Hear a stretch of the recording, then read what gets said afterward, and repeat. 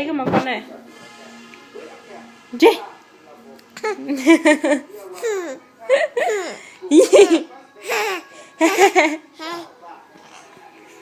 Đây cơ mà.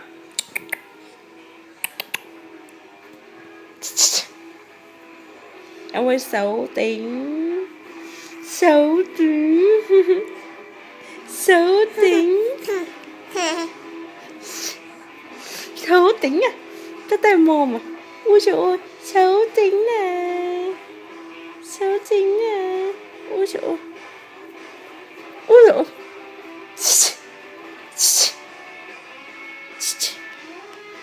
Hano à? Đúng rồi, Hano. Hano nè.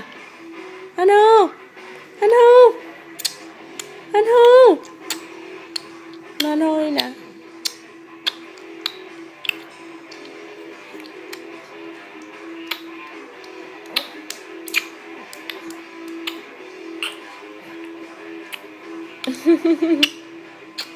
Gì đấy? Ăn gì đấy? Ăn gì đấy? Rồi, gãi đầu à? Gãi đầu à? Đầu ngứa sao gãi đầu?